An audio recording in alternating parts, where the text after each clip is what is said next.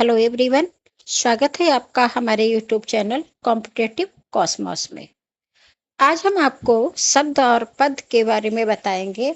तो सबसे पहले हम आपको बताते हैं कि वर्णों के सार्थक मेल को शब्द कहा जाता है। ये शब्द की परिभाषा हुई है कि वर्णों के सार्थक मेल को, देखिए सार्थक और निरर्थक दो प्रकार के होते हैं शब्द।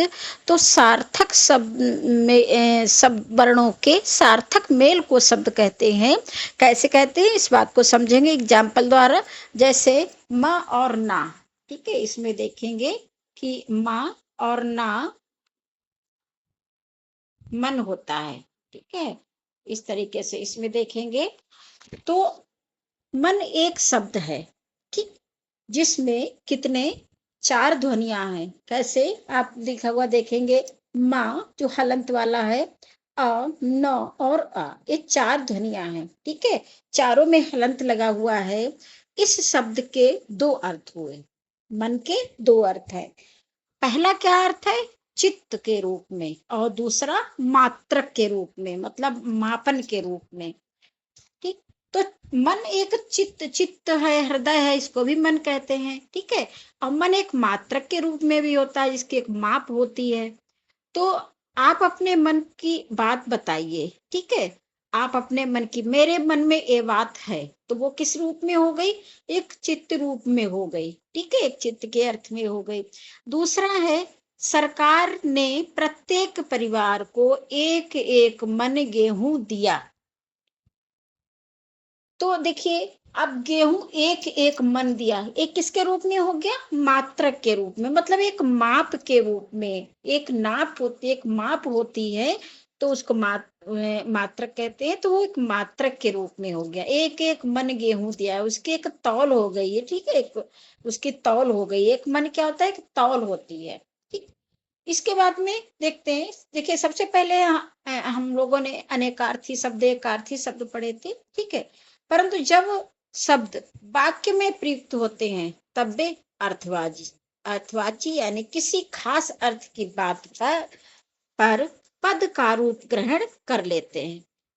जैसे उपयुक्त वाक्य आपने पहले देखा है कि मन शब्द ना होकर पद बन गया, ठीक। मन शब्द ना होकर के वो क्या बन गया, एक पद बन गया। यूं तो हिंदी भाषा का शब्द भंडार काफी विस्तृत है, जिसे वर्गीकृत करना बहुत कठिन है, ठीक है। क्योंकि इतना शब्द भंडार इतना बड़ा है, जिसको हम वर्गीकृत नहीं कर सकते। फिर भी कुछ आधारों पर इन शब्दों को अलग अलग रूपों में रखा जा रहा है। जैसे सबसे पहले हम देखते हैं किसके अर्थ में, विकास या उद्गम की दृष्टि से शब्द भेद, ठीक है। तो देखेंगे इस दृष्टि से शब्दों को चार भागों में या चार वर्गों में रखा गया है। सबसे पहला देखेंगे तत्सम शब्द, ठीक है। तत्सम शब्द में क्या होता है कि वैसे शब्द जो संस्कृत और हिंदी दोनों भाषाओं में समान रूप से प्रचलित हैं।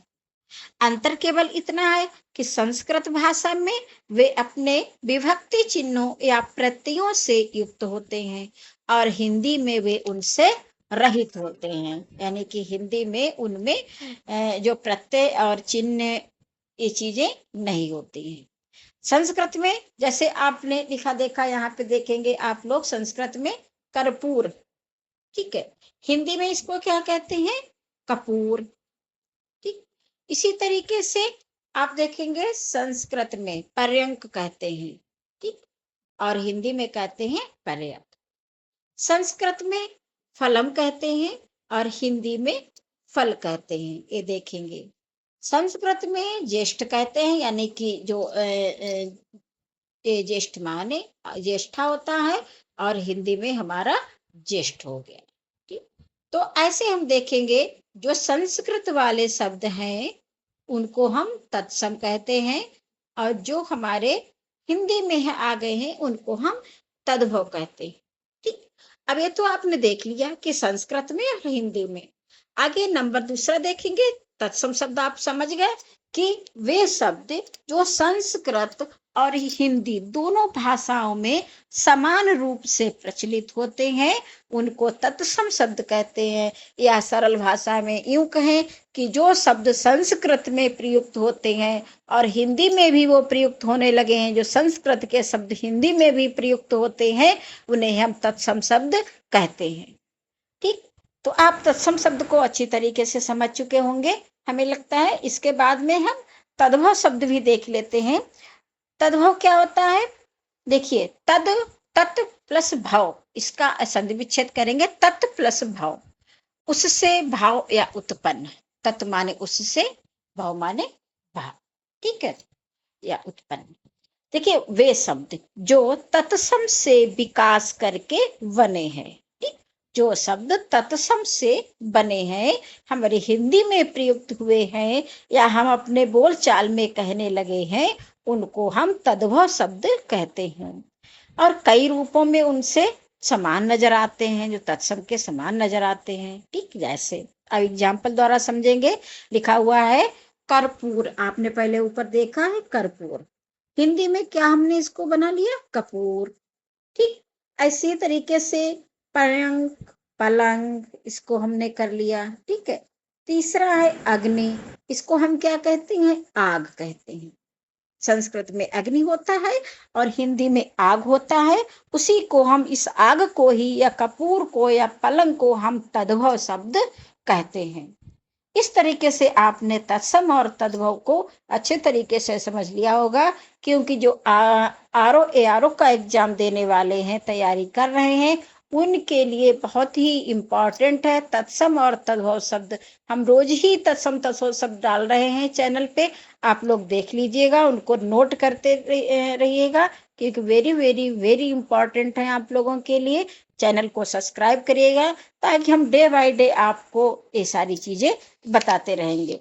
चैनल को सब्सक्राइब करने के साथ साथ आप लोग कमेंट्स जरूर करिएगा, ठीक है, लाइक और कमेंट्स जरूर करिएगा, ताकि हमें पता लगे कि आप इसको देख रहे हैं, समझ रहे हैं अच्छे तरीके से। और साथ में आप कमेंट्स करिएगा कि आपको और क्या चाहिए आरओ एआरओ के लिए या अदर हिंदी कॉम्पिटिटिव एग्जाम के लिए, वो हम आपको प्रोवाइड कराएंगे। थैंक बहुत बहुत